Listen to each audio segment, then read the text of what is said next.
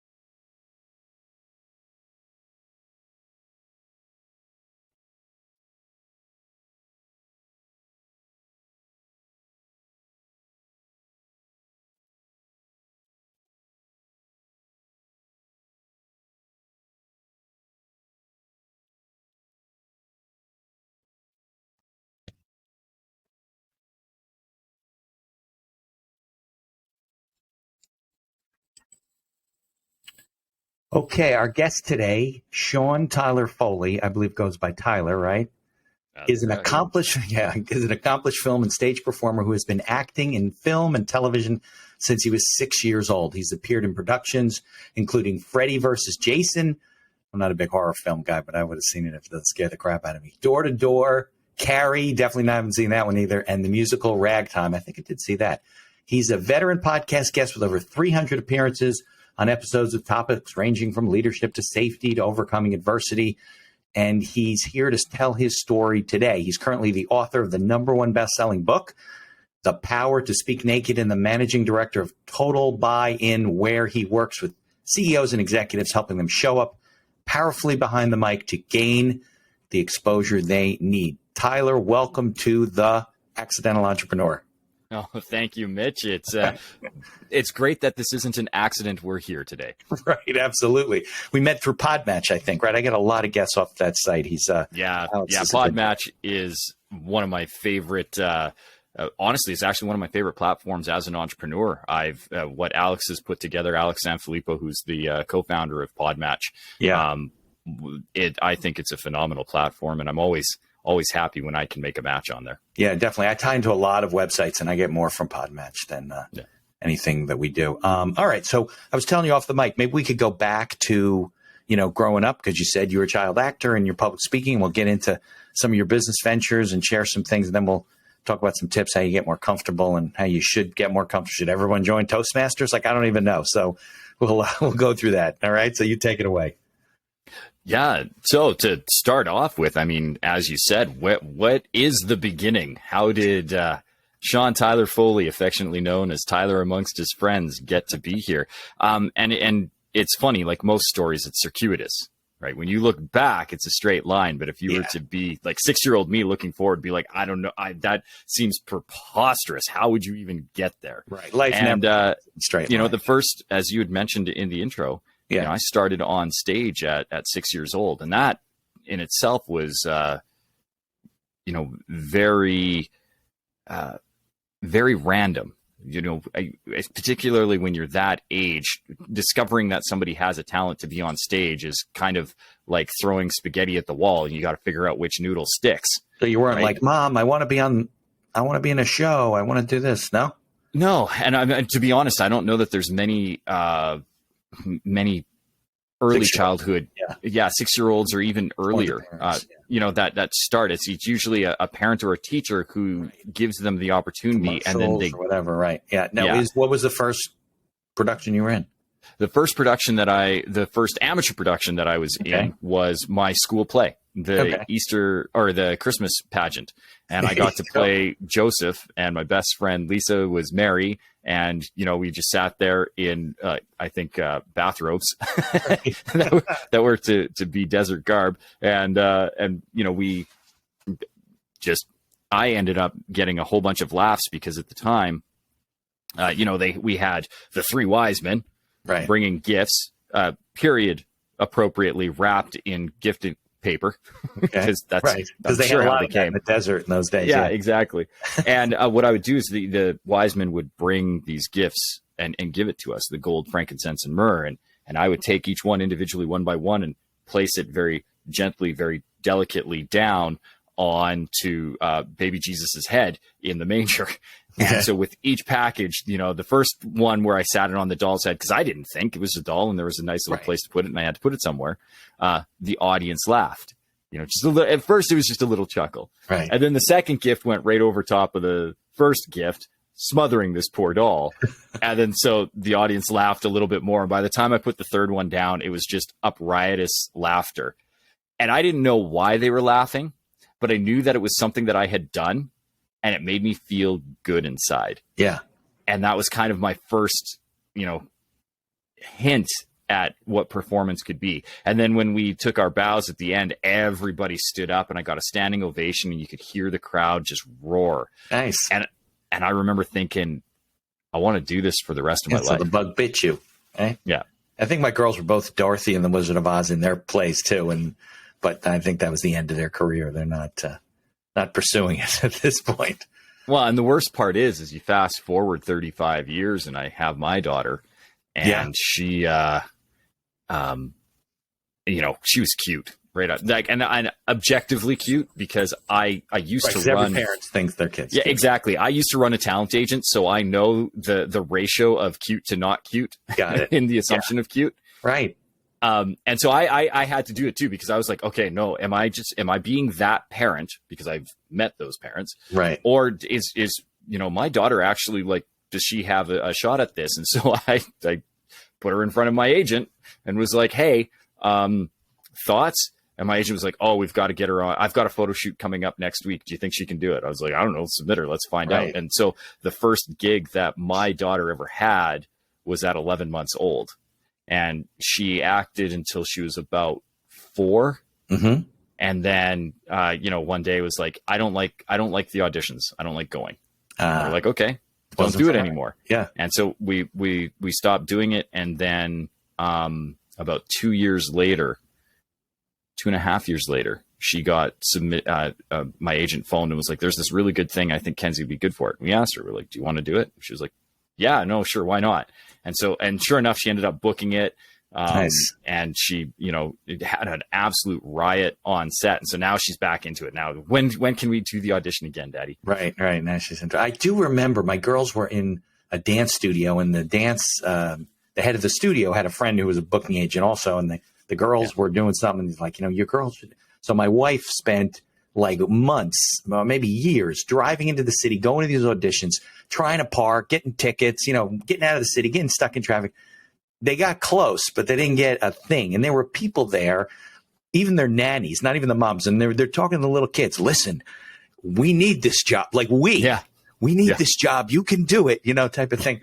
And, my wife was like, look, whatever, and it never really panned out. But I remember that whole experience because I went a couple of times. It's a tough business, and the business. So yeah. And it can be. I was lucky because, first of all, I grew up in a smaller market. So there wasn't the big competition. Yeah. It's still competition, right? But not like New York City, right? Yeah. But like when I was 12, 14 into my, later teens, there was like 8 of us. You'd see each other at each audition. Like it was the same group. Yeah. You're like, hey, Dave, how you doing? Yeah. Hey, Alex, how you doing? Yeah. Good to see you. Did you get that last one? Oh, you got that last one? High five. Good job. How was the shoot? Was it fun? Supportive. Yeah. Yeah. And we were all friends. And so we kind of knew who was getting what and where. And I think that really helped because I never had the feeling of competition. And although I grew up in a single parent household because my father passed away when I was very, very young. And my mom was a widower when I was 6. Or I guess widow. We never, lacked for anything. And so there was never like a pressure on me. Like there wasn't a financial reason for me to perform. It was a thing for me to do because I enjoyed it. And the fact that I got paid for it was just extra. A bonus. Where did you grow up? In Calgary, Alberta, Canada. There you go. Yeah, and more specifically, just south of the city. So the Calgary is our main, is the closest metropolitan center to the very, very small town that I grew up in called High River, Alberta. And for any of the listeners out there who have Netflix and may have watched the Canadian-produced television series Heartland, High River is the main set for Heartland. It's also what stood in for Under the Banner of Heaven, was filmed up here, and The Last of Us was filmed up here. Wow. So you don't play hockey? Do you play hockey? Of course I do. Are you kidding? This is how much on right now, right? You don't even walk. So you laugh, Mitch. Ready? We're going to step back in the studio 2 seconds. Yeah. And I don't even have to go 3 feet, and there's my goalie mask right there. There you go. So I went to Cornell in upstate New York, and half the team was from Canada. You know, the guys playing hockey, and these guys they couldn't walk, but they could skate. Yeah, these guys could do things on skate never seen in my life. Yeah, well, and the worst is I'm a goalie, so like I'm there's the hockey players, and then there's the goalie on the ice, and we're always just a little bit apart. You got to protect that face, though. You're on stage guy, you know. Yeah, people shooting pucks at you. It's not a good thing. And the worst part is I am incredibly vain. And so that was one of the reasons why I did go with the goalie position. A bigger mask? So I got to have a full face mask. Plus I'm the only player that's on the ice the whole time. But being an actor, it was great in my 20s and 30s because I read young, and I'm 43 now. And so when I was in my 20s and 30s, I was still playing like late teens, early 20s, like, either grade 12 high school or like early. Yeah, they want people that are more mature to be able to play some of these younger roles. Right? Exactly. Well, that they can work you longer. Because you don't have the rules where you got to stop at a certain point, right? Exactly. And so I did that. But now that I'm into my early 40s, I'm playing a lot of dads, and particularly in this market, we have a ton of Westerns. So I'm always having to wear stubble, and this current thing that I have going on, I've had to maintain for the last 2 weeks because I auditioned for a role and I have a callback that I need to film on Saturday. And I'm like, I do not like, you don't want it to grow in more, or no, they want it. They want it to be like scruffy. It's the West, so you need to look like unkept, sense. Right? Like when you're shaving, right? Exactly. Yeah, exactly. And so that's great for film. Yeah, but I do film I film a thing once every couple of months. But you're auditioning all the time. You're like, oh, I just take this off. So I'm looking forward to that callback. Yeah, I'm not. I don't shave too much because of the pandemic. I'll go 4 or 5 days, but the hair on your face is like a lifetime of hair. I don't get. I couldn't have a thick beard. It just doesn't happen to me. No, mine either. So if you film 1 month and then you got to film 2 months later for the same thing, you got to like adjust your beard so you look the same as. Yeah. Well, so the nice thing is once you get the role, it stops being your responsibility to maintain it, and it starts becoming hair and makeups. Right. So all they ask is that you come like as much of it as you can, and then they will look at you, right? They will trim it down and keep it going because you're not only teaching people public speaking, you're also continue to act. I do. So it's a part-time thing now. Got it. Because performing is like the mob. When you're in, you're in, and even when you try to get out, it drags you back in. Like I technically retired at 25. You were done. Stepped away from the performance. Yeah. If you check my IMDb page, there's like a real huge gap. From like 2004, 2005 to around 2015, 2016. And what brought me back in was performing with my daughter, because I was taking her to the auditions, and the casting directors knew me, and they're like, Tyler, what are you doing here? I'm like, oh, Mackenzie, and I'm dropping her off. And they're like, oh, well, we got a role for the dad. You want to come in and read? Right. Yeah. I was like, why not? Yeah. What could the harm be? Well, the harm is now I'm back doing it. Yeah, right. You just got sucked back in, right? Yeah. So what was the first paid gig that you had, if gig's the right First word? Paid gig I had was playing Tiny Tim in a professional production of the Christmas Carol. Got it. Well, stage work is hard, right? I mean, you got to know your lines. There's nobody's saying cut and redo it. Ironically, you're correct in that you don't have a second take, but I actually find theater work easier Oh, because yeah? there's instantaneous feedback on your performance. Oh, yeah, because you're live and the people are there. And Yeah, when you're performing on set, on film and television, and the video village is away, the director's over on somewhere else, he might come in, or she might come and talk to you, and be like, okay, so do this, or you might run a quick blocking of the scene, but it's also very rapid pace, so you don't have the kind of time to explore the nuances of the performance. You have to come ready to do it, and oftentimes you only have maybe 2 or 3 days to prepare. Got it. Well, that makes sense. Yeah, where with theater, you're rehearsing for 2, 3, 4 months. Yeah, to get ready, and and then you start performing, and it all flows, right? Yeah, and then you get to do it over multiple days, multiple weeks. Like when I was doing Ragtime, it was an 18-month residency. And really?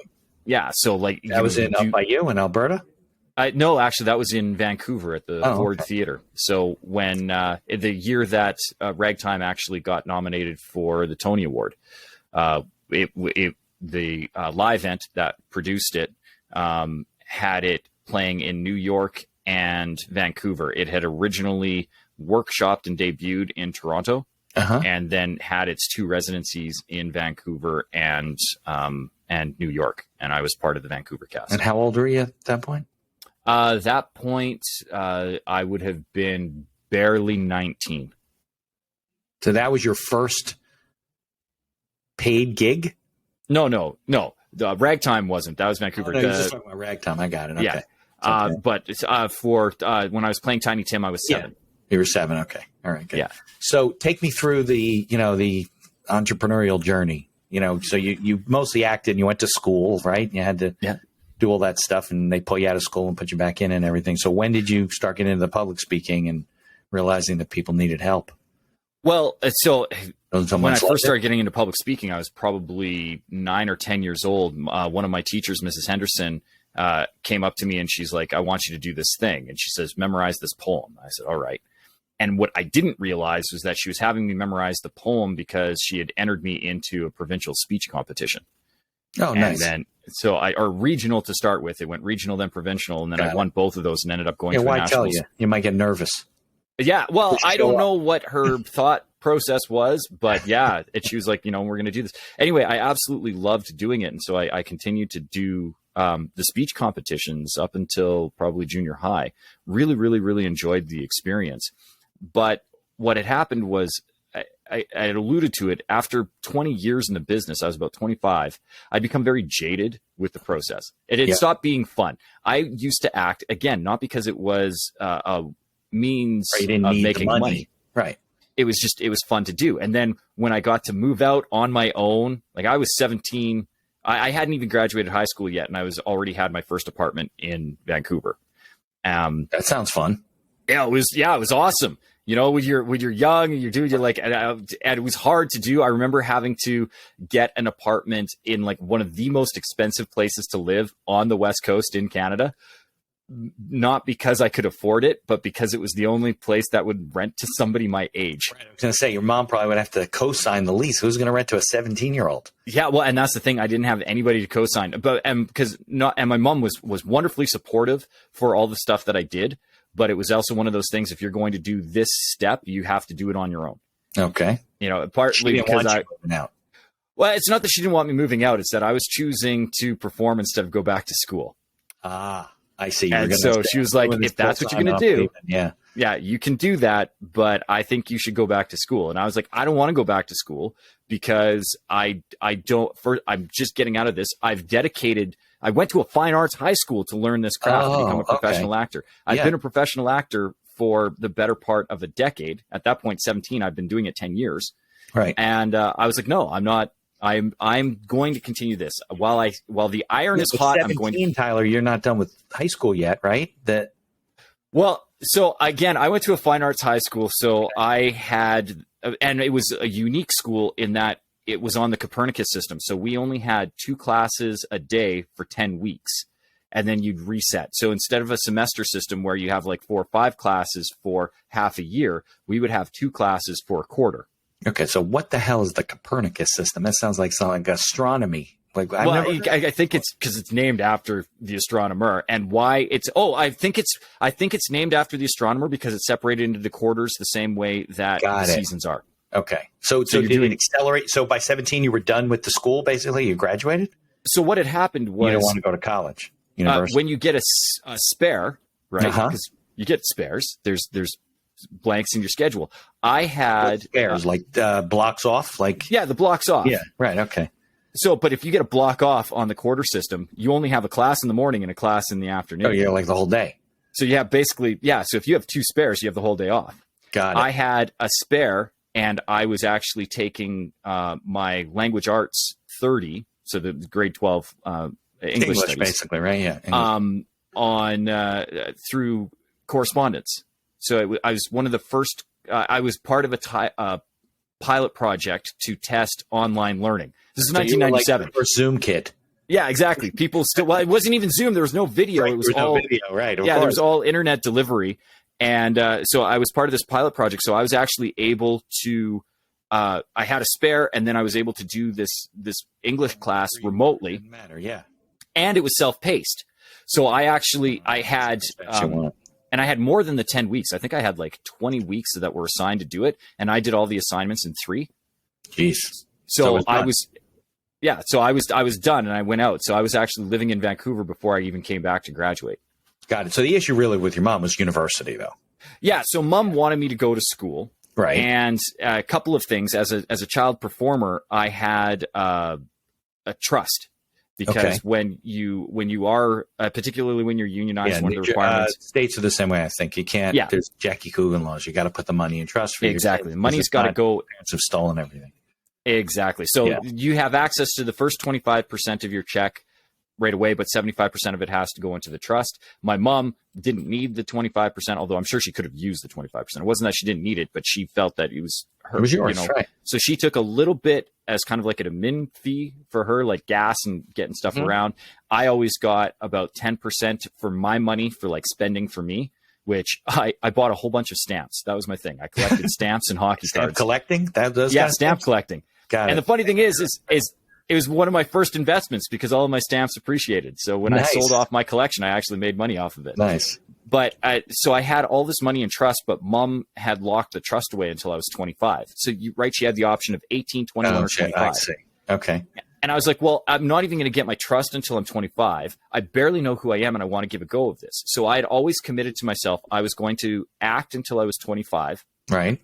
And then if it was going good, I was just going to keep doing that. And if I wasn't at a point in my career that I wanted to be, I was going to go back to school. You go back to school, right? And so you didn't have responsibilities. Yeah. And so at 25, I took a pulse check of where I was at. You didn't know my name or that I was an actor before I hopped on the show, along with everybody else who's listening to it. But we've seen your stuff. Right. So we are, right.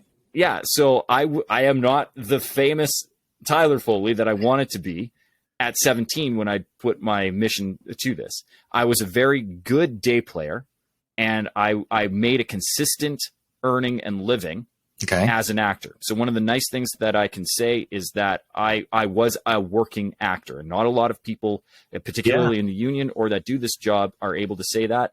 And there was a point actually after I'd stopped acting, before I'd actually started school, because I didn't go to school right away. I'd kind of entered the labor force and worked a couple of jobs before I actually figured out what I wanted to do for school. But I was very happy that it took almost a decade before I ever earned more as a quote unquote regular job than I did as a performer. So I was doing very good as a performer. I was making a very decent, comfortable wage performing, which not a lot of people can say. But I wasn't where I was at, and I did want to go back to school. And so I went back and I got an engineering discipline, specialized in a study called photogrammetry, which is it's Earth study. It's pictures of the Earth. So if you've ever clicked on satellite view on Google Earth or Google Maps, that what you see is what are called orthomosaics, ortho photos that are stitched together. An orthophoto just means that you've taken out the 3D of the photo and made it two-dimensional so that it's flat, so that you can actually measure accurately off of these pictures. And that's what I specialized in. And so it's kind of like map making, but a little bit more high tech. It's map making with pictures. And yeah. And so I came from a long line of cartographers and photogrammetrists and surveyors. That was what I was thinking of, cartography, right? Yeah. I know. I've got the fancy ones for you, Mitch. I'm there. So what had happened was it was in my blood and it was an interest, and I got to apprentice with my uncle who owned his own mapping firm for a little bit, just to try and figure out if it was a thing that I liked. And I mean, this isn't even close to what you were doing or interested in. No. It's not even, worlds apart. But the thing is it business that but it combines a couple of my passions, right? Okay. I've always been fascinated by maps and Earth study and how did we get here and how does the Earth change. So that was the thing that I liked. I've always loved planes. One of the first jobs I had after retiring from acting was working for one of our national airlines. Okay. And I love, and even when I was younger, I remember the first time my uncle took me up in a crop duster and getting to fly low-level flights above the Earth. You know, we're only 1,000 feet in the air, but you're free. Yeah, sure. You know, and especially because he was in an old World War I biplane was what we had for our crop duster. Yeah, like, so it was what's that? The Snoopy. Yeah, the Red Baron. The Red Baron, right? Yeah. It was interesting, but that was exactly it. I was in the Red Baron plane. I used to think that I was cool. It's actually what my uncle would call it. That's funny. Yeah, I remember that. That's so I was hooked, absolutely hooked with aviation. So to learn that I could have a job and a career flying a fleet of planes, taking pictures of the Earth and making this, especially because at that time, Google Earth was starting to become a thing. You could have been the guy who drove the car around, with the camera on top. And I applied. I don't think that's a high-paying job, though. No? No, it is not. But I did apply because I love road trips too. Right? So yeah, I would drive randomly just for the joy of it. But what ended up happening was I started this mapping firm with my business mentor, because I needed to do an internship as part of my study at university. And so while I was in college, I interned with this shop, and then the owner had come to me and said, I'm thinking of branching out from this traditional photogrammetry and going into this 3D mobile scanning. So the Google cars. Yeah, the stuff now you can see everything 3D. Yeah. Yeah. And I was like, that seems yes, let's do that. And so we created our own company called InView Solutions. Unfortunately, about 2.5, 3 years into that venture, my business partner passed away very suddenly. Ooh. Young guy. And we didn't have the right director's insurance in place. And as a lawyer, I'm sure you can appreciate I do all what that means. Yep, big time. And so literally over a weekend, I lost my business partner, one of my best friends, and my business, and all of my investment that I had put into the company financially and time, gone overnight. Really? And so I was in a very dark place and unsure of what to do. And a friend of mine who is a very successful business person himself knew that when you're in that business, your primary clients are oil and gas, and they are, and usually the government. And both of those require that you have a health and safety program in place. Okay. And so I had to take a whole bunch of safety training in order to create the safety program for us to then be able to work for these our major clients. I see. So my friend knew that I had the safety training, and he had a construction project that he was overseeing, and he needed a safety officer. And he came to me, he said, you have most of the training to become a national construction safety officer. If I pay for you to upgrade with these 3 courses, will you come and work for me for a year? I said, sure. I don't know what else I'm going to do. So he gave me a very fair wage, gave me a really nice boost to my education, and augmented what I already had from my engineering discipline. And so now I have the safety designation to go along with it. Yeah. And I started doing safety training. Well, while I was doing this safety management and this, training and all of these things for safety as a safety professional. Yeah. I was working on this large project, and it was almost $1 billion build. So like, you have a lot of interested stakeholders who are coming through this building, and they are representative or are the bigwigs of these companies. Yeah.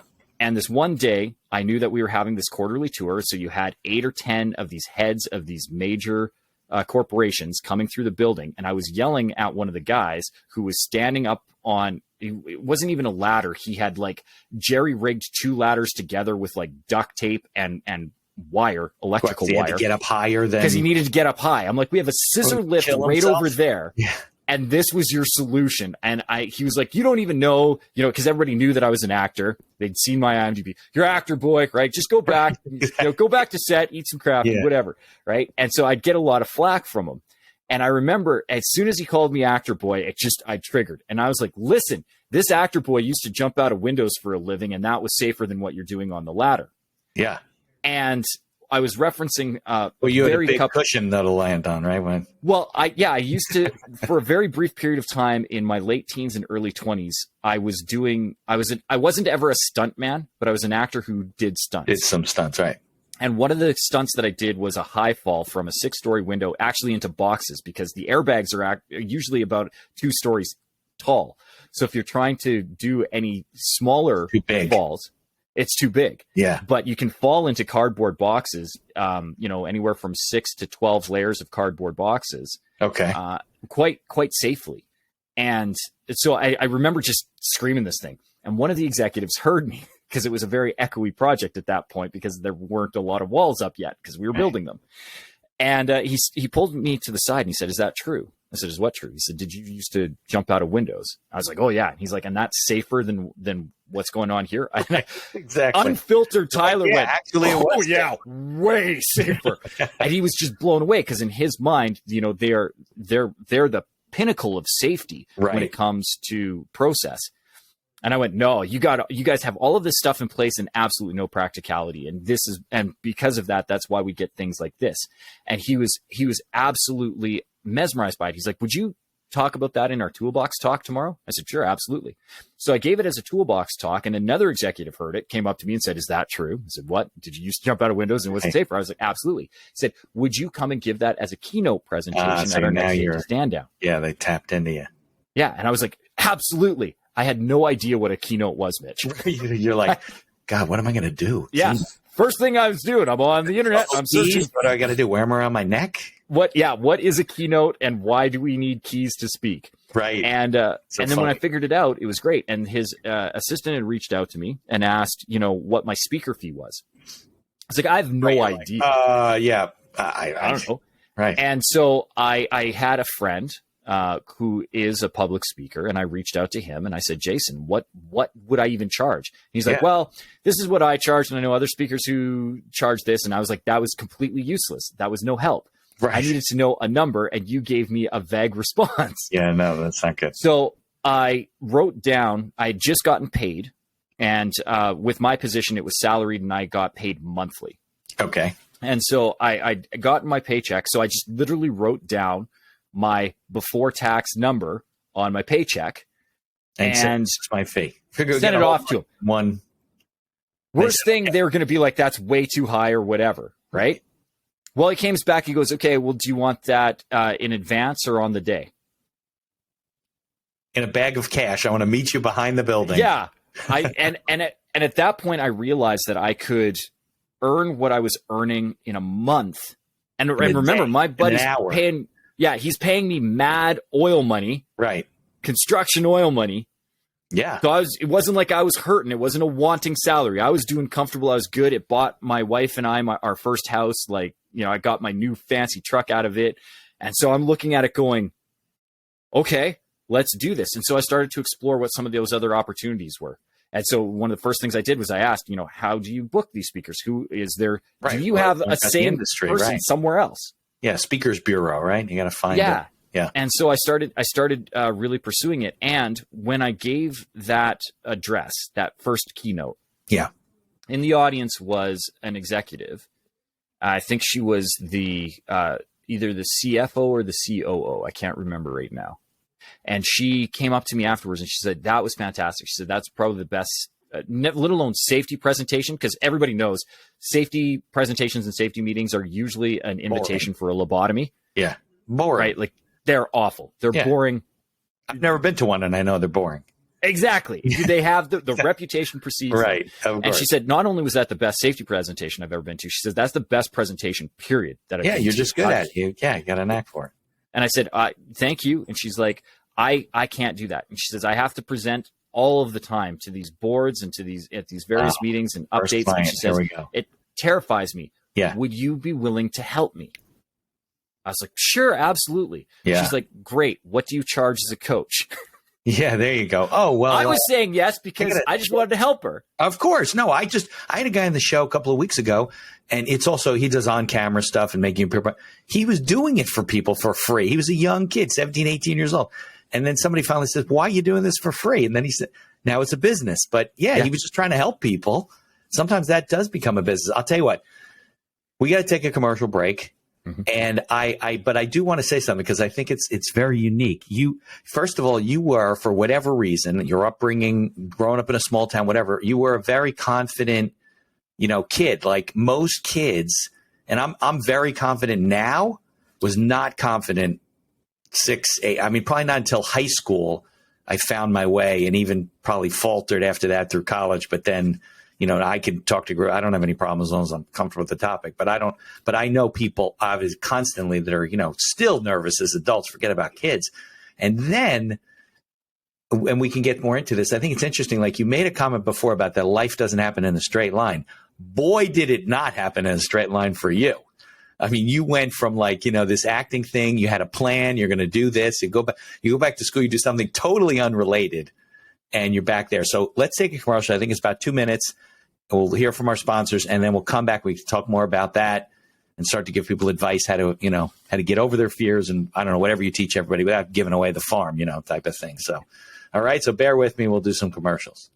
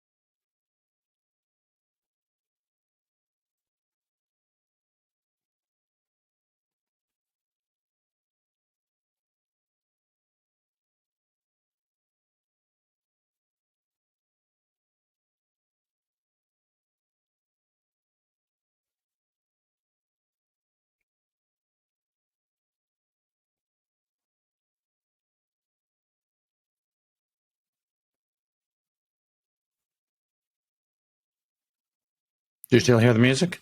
Mm-mm. That is weird. Do not know what happened there. Well, we'll have to figure that out later. Fix it in post. Okay, too bad. That's weird, and it's still playing too, so we can't hear anything. Okay, I'll troubleshoot that later. So let's get back into it, because I think that a lot of people, they're just not comfortable. And they even come to me, they're like, well, maybe I should start a podcast. I'm like, you say like every time you give a presentation, you're going to be on a mic talking like that. So you got to get over that stuff. But why do you think, if you go back to, when you first got started and you were like the teacher that put you into that speaking oratory contest, whatever it was, and you found you were just good at it, what do you think, why were you not wetting your pants like most kids? Well, I would say that, first of all, fear is a learned behavior. We don't know what we're supposed to be afraid of until we're told. Okay. And so I was never told that I was supposed to be afraid of speaking in public or being on stage. That was never part of the conditioning that I received. And so my first experience on stage was one of joy and reward. So I had positive reinforcement the first time I was on stage. And then I was further reinforced at Easter when I got to do the Easter play and be Peter Rabbit. And then when I finally did get to audition, and I was lucky. So again, part of it is luck and the universe speaking its way to me. Right. Because when I got to play Tiny Tim, the casting director had been complaining very vocally in a restaurant about not being able to find, and I think her actual quote was, "How hard is it to find a little boy to play Tiny Tim?" And my uncle, who worked for the city and has been for his entire life, as long as I've known my uncle, he's been a perennial bachelor, which means his idea of cooking is either picking up the phone and ordering it to come to his place, or him stepping out of the door and going to their place, but he does not cook otherwise. Right. And so he was out for lunch and he overheard this casting director complaining. Right. And, he kind of, sorry to eavesdrop, but how little is little? What are you looking for? He's like, because my nephew is tiny. And I was like, I fully grown Tyler Foley is 5'8", 135 pounds. And I am the largest in my family. So that's another thing. And you're short, you're a little guy, and you're right. I mean, maybe you just got lucky that you interacted with people and had experiences that were so reinforcing that you're like, this is great, as opposed to, crickets. That's what makes people nervous. And so I never had to audition for those first couple of roles. The first role, professional role that I had to audition for, I was basically sole sourced because they had nobody else. God. And the funny thing is that they had auditioned other boys, but there was like 2 or 3 of them, and they were timid. Right. Probably because there was pressure put on them. Where my mom was like, she was like, well, I don't know, if you want to take Tyler up, go for it. So my uncle ended up coming down to High River, picking me up. I got to have a sleepover at grandma's. That was cool. Great. Yeah. Right. And the theater was right downtown. It was just down the street. Like, it's not even 15 blocks from their house. So then my uncle took me down. I got to go and sit in the room. He bought me a hamburger and an ice cream afterwards. So the timing was just really good. So this woman's attitude was like frustrated, right? Like, how she was frustrated. Could it be right to find a little boy to play this part? All she needed was some kid who was small enough to sit on another actor's shoulders and not crush it. Right. Who could just say, "God bless us, everyone," as happy as you could. Right. And that was my only instruction. You were supposed to go down and as happy as you could say, "God bless us, everyone," in an English accent. Or no? Yeah. So, and that was the thing. She's like, "Can you do an English accent?" And I was like, "I don't know. What does it sound like?" And they played a little thing of it. And I was like, "Oh yeah, I think I could do that, Governor. Why not?" There you go. And it wasn't good. But I mean, you're a little kid. How good does that? Exactly. Didn't have to be. Just had to sound good enough for, and then that just took it off. So I didn't know that I needed to be afraid of these things. Right. And that's ignorance. That's when I'm working with a lot of the clients. Yeah. That's the breakthrough that we need to make. Right. Because I need to go back and deconstruct where that programming came. And it's usually one of 2 stories. Either at some point in early elementary schools, they were called upon by a person of authority, usually the teacher. Right. To give an answer that they weren't prepared for. Right. They didn't know. Right. And maybe they were fooling around or whatever it happened to be, but they didn't know. Maybe the kids and so they laughed, either gave an incorrect answer or didn't respond at all. Yeah. And then the whole class laughed at them. Yeah. Bullying has a lot to do with it. It's no question about it. And it's that negative reinforcement. So the brain, went, this is perceived it as a threat. If I open my mouth, if I use my mouth, if I speak, and it's particularly if I speak and it's not the right thing. Right. That's usually part of the program. The right thing to say. If I don't say the quote unquote right thing, I will be attacked. Right. And therefore I won't say anything. Yeah. Then I can't be attacked. I think your brain is like, I don't know what just happened, but I never want that to happen again.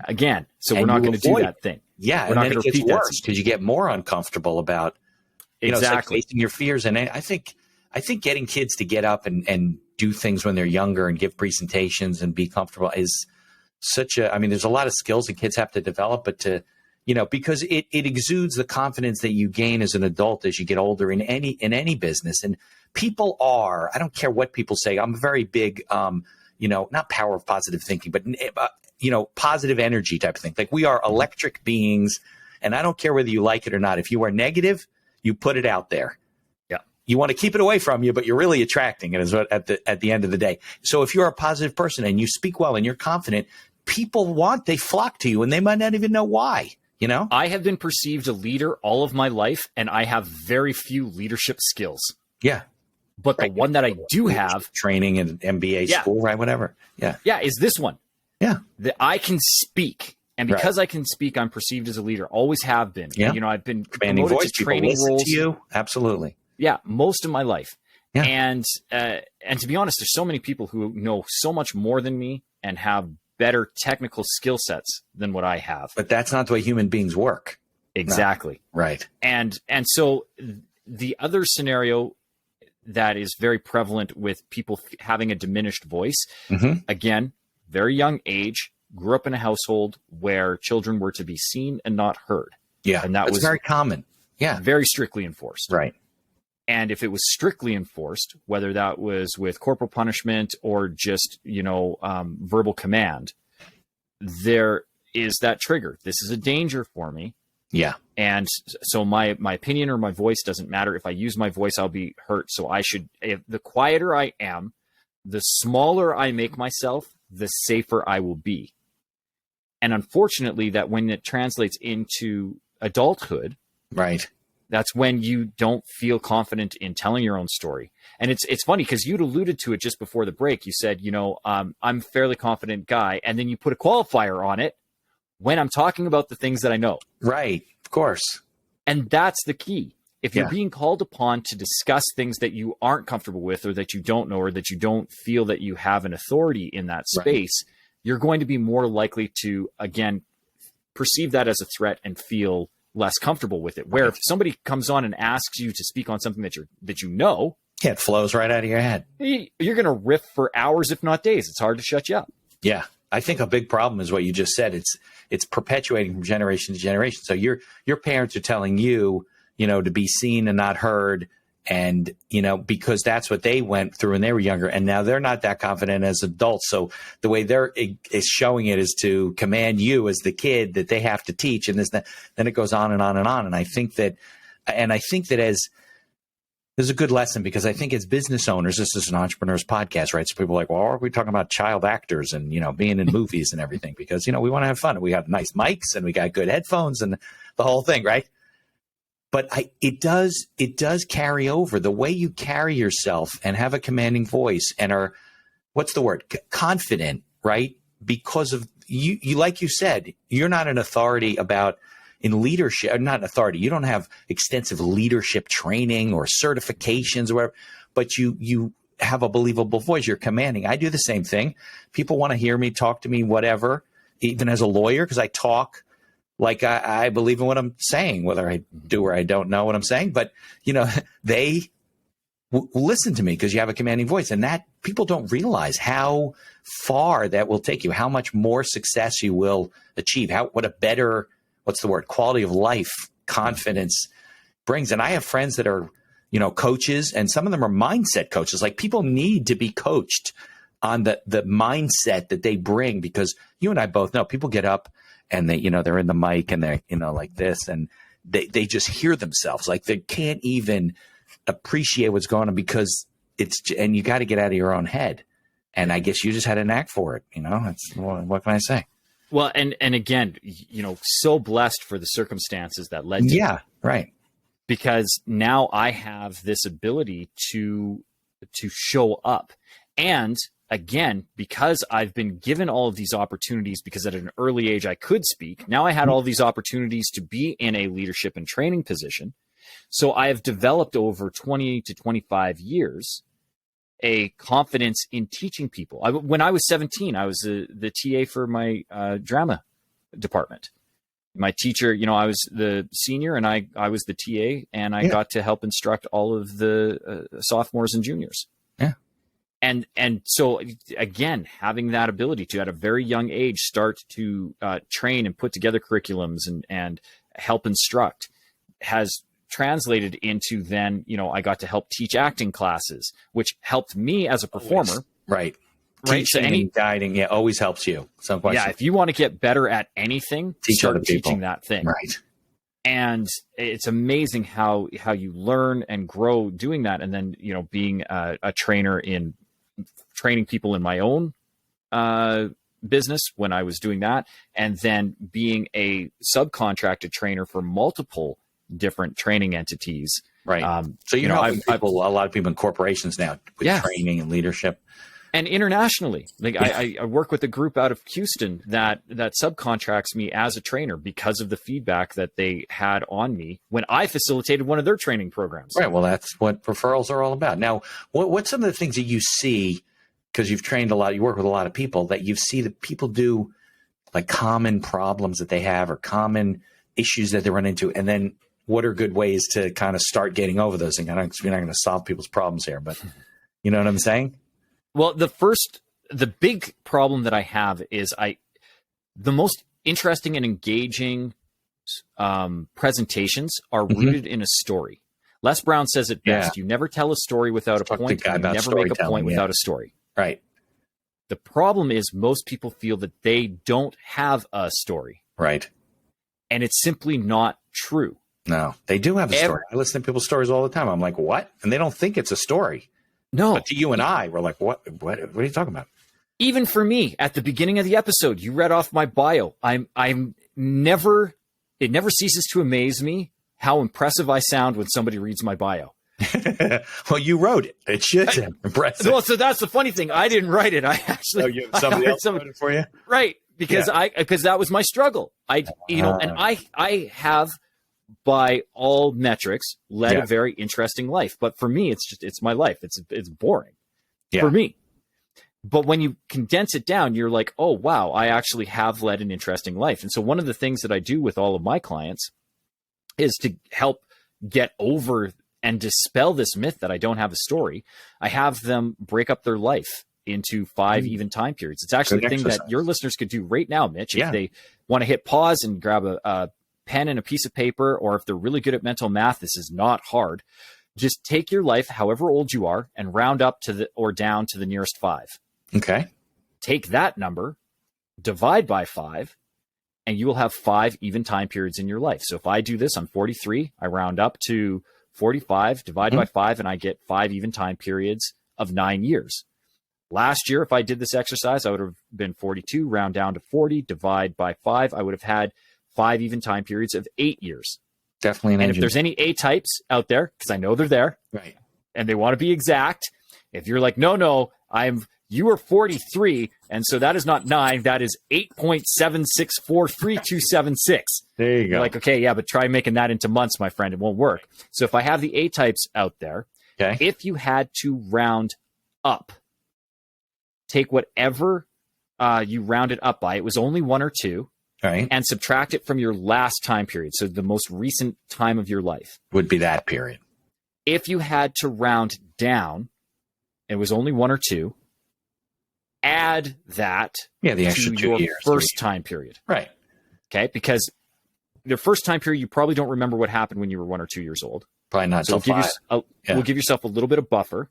And the most recent time period is going to be the most fresh in your mind. So you don't need the full 7, 8, 9, 10, 12 years. Right. We're just going to take it off of there.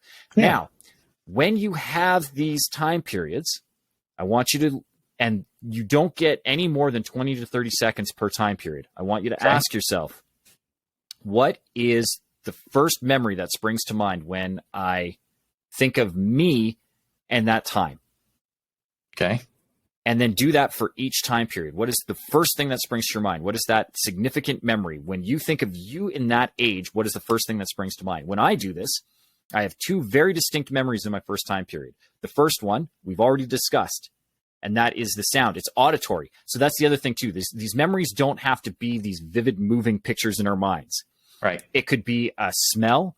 it could be a sound, it could be a color, it could be a vivid picture, or it could be kind of a hazy remembrance. But it's the thing that when you think, you're like, no, that the first memory that comes to mind when I think of myself in this time period is this. So for me, 1 to 9, we've discussed it. It's the sound of applause and laughter during that Christmas play when I was 6 years old. And then the next most significant memory I have, because I do have two and they're very distinct, they're both audio. And it's literally almost 3 months to the day from the first memory. And that is the sound that my mother made when a police officer and my family physician came to our back door and told her that my father was never coming home. Nice. And she made this horrific, animalistic, spine-tingling, air-sucking, like the atmosphere was charged. He wasn't sick or anything. No, and you never forget that. No, he was in a single vehicle motor vehicle accident, and he was gone in an instant. Yeah. And my mom made this sound that I never want to hear again. So when I look at my life, a lot of my life and my decisions that I've made have come from the avoidance of one sound at all cost, and the seeking of one sound at all cost, because I will do anything for applause. If you tell me you will put me in front of an audience, I will show up anywhere, Mitch. I won't even blink. Yeah. But I don't want to hear the other one. Of course not. And so now, in present day, I am a speaker and trainer, but I also own a safety company, safety consulting, because safety has become a real passion of mine, based off of what I did for, a couple of years after my business collapsed. Safety in the workplace. Safety in the workplace. Yeah. Because if my father had that in place, I may still have had a father. Yeah, that's hard. And so a lot of who I became, again, it seemed very circuitous looking forward. But if I look back, every milestone needed to be there. And so as entrepreneurs, we need to look at what are our skill sets, how did we develop them? And particularly when it comes to public speaking, embrace our stories. Yeah. So the exploration, when you do this exercise, it shouldn't take more than 2 or 3 minutes. Right.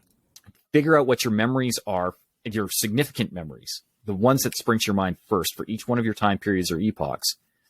And then the real homework begins. And this is the thing that they're going to have to do offline, is explore why. Why is that memory significant? How did it impact your life? Why is that the one, when you think of you at that age, that's important? And that starts to guide what your stories are. Because once you figure out why it's important to you, you can start to explore the lessons that are in it. Yeah. And back to Les Brown's point, you never make a point without a story, and you never tell a story without a point. Right. If you don't know what the points of these stories are, then they're just stories. Right. But if you know what the points of these stories are, now they are lessons. Yeah, very much. And that's how you can teach. And and as you said, you can speak forever knowing the stuff that you know. And nobody on the planet is a bigger authority on your life than you. Right. So and people that's relate. What you speak from. People relate to that. I just had a guy on a couple of weeks ago. It was all about storytelling is selling type of thing. He told me about a book called Getting Naked, which I've been reading. About that, people go in and they want to tell everything about their product and nobody really cares. They just want to know, well, you're a good person and all those stories and stuff. But my dad, I was fortunate enough to have my dad for almost 80 years. He would have been 80 yesterday. And he died in December. He was 79 years old. And here I am, I have my sister, I have my mom. I'm like basically the oldest adult in the family next to my dad's brother. And I'm like, I'm going to give my dad's eulogy. I'm like, I'm not going to do this. Get up in front. It's very personal. I mean, for business, estate planning, business planning, whatever, I'll speak all the time. But to get up and to share this type of stuff, I'm like, I'm not doing this. And my kids are like, well, we want to speak at Papa's funeral. My kids are 17, 19, and 22. Right. So I was like, well, first of all, if my kids are going to get up and speak at my father's funeral, I gotta speak. Everybody's expecting me to speak. It was going to be on Zoom. I mean, there's people around the world that were watching this thing. So that's exactly what happened, though, from the exercise you just said. I sat down and I said, okay, well, people know him in certain regards, his involvement in the community. He was an insurance salesman since 1965. So they knew the salesman part of him, the friend, but they didn't know him as a dad like I did because, right? So I got up there and I'd been writing for days. I had pages of things that crossed out and changed and thought about, And I got up there. I don't know, Tyler, how long I spoke. It was a long time. People were ready to leave. But I shared stories, and it started when we were little, and the things that happened, and the fishing trips we went on, and the football games we went to, and all the kind of stuff that we've been through, to share who he was to me. Not who he was just as, well, he was this wonderful guy and he did all these things. Like, okay, fine, that'll be in his obituary. But I think, and it was easy for me because they were my stories that I remembered having gone through, So I think there's a lot to be said for that. It's an excellent exercise for people that want to, start to get comfortable with who they are and what their story means. It's important, I think. Well, especially as an entrepreneur, because and I love that your father was an insurance salesman, because that is a perfect example. He is not the only insurance salesman. No, they're everywhere. And they are everywhere. Right. But what set him apart was commitment to community, fishing, football, right? And so when you start explaining these things, this is why I do this. A lot. It's one of the first things on my website. If you come to Total Buy-In, is my about the company, and it's probably the second phrase in. I lost my father at 6 years old. I recognize the impact that had on me and my family, particularly my mother. Sure. And it shaped who I am, and it's important to me that no one else have to experience that. And, one of the things that I say on my website is if I even have a 0.001% reduction in workplace incidents, you did the job. Right. 10,000 people. Yeah, exactly. So I want to be a reason why somebody thinks twice about stepping up on a ladder with duct tape and wire keeping it together. Yeah, what a story. He didn't get hurt, did he? No. Oh, good. Thank God. But he could have. Yeah, big time. If I hadn't been there, that could have given way so easily. And the problem is there's this mentality that, well, I got away with it here, so obviously I can get away with it there. Well, no, it don't work that way. If you play Russian roulette enough, you're going to take a bullet. Exactly. It's going to happen. No question. And so for our entrepreneurs who are listening, you do have a story. Mm-hmm. And it's your story that differentiates you. Like for me, being now a public speaking coach, there are thousands, hundreds of thousands of people who do what I do. Right. But nobody does it my way. And my way comes from this set of experience. So my setup is I can show you how to do an entertaining presentation, regardless of what it is. I make safety interesting. Yeah. That's where you're good. How do I do that? Through the story, through the power of story, through getting people to connect with their own personal stories so that they are telling these things in these toolbox talks and these, tailgate meetings and these safety meetings so that so that their workers identify with them and go, oh, I get it now. Right. And they can relate to you, because otherwise it just becomes, you're just telling statistics. Right. And it's that old adage, right? They want to watch movies. They want to see the story. They want to feel the emotion, understand what you went through, and, say, oh my God, I don't know if I could experience that. Or, oh, I remember when my, relative passed away, and people relate. That's how you connect with people. Yeah, there's no question about it. Stats tell, but stories sell. Yeah, I appreciate it. I think it's awesome. Now, Tyler, how can people, connect with you, start to learn from you, read about you and your stuff, and maybe even eventually use your services? Well, the best thing they can do is go to my website, SeanTylerFoley.com, and Sean is spelled the proper Irish way, SeanTyler. There will be a link in the show notes too. Yeah, and there will be a link in the show notes. But I would ask a favor, Mitch. Yes. If your audience is going to scroll down to the show notes to come and click on my link, and I appreciate it if anybody has been interested in our conversation. And I apologize, too, that we didn't get to a lot of the technical, but we did have a wonderful conversation. Yes. But if they are interested in learning more about me, they found out about me through you, which means that they are listening to The Accidental Entrepreneur on a regular basis, or at least have come across you first. Yeah. And so before they hop off of your platform to come see me, if they have not done so yet, as a favor to me, I would ask that they give you a 5-star review. And because they're going to have to scroll past it, right? To get to the show notes, to come to my link, you're going to have to go past those 5 blank stars and a little comment bar. Click the 5 stars, and the comment bar is not there for decoration. Let Mitch know why you're a regular consumer of this podcast. What was one of your favorite episodes? What drew you to the podcast and what brings you back, so that Mitch can bring those type of guests on. You know, if this was too rambling and you needed more technical, let us know so that we can do better. And if you liked the storytelling aspect of it, let us know. Be specific so that Mitch can tailor this show and its content to serve you better. And if you're willing to do that, it'll help all of us. You're going to get better content. Mitch is going to know what you're enjoying, so that's going to help him grow his show. If he grows his show, there's more likely a chance that people will see this episode and people will come and see my website. Right.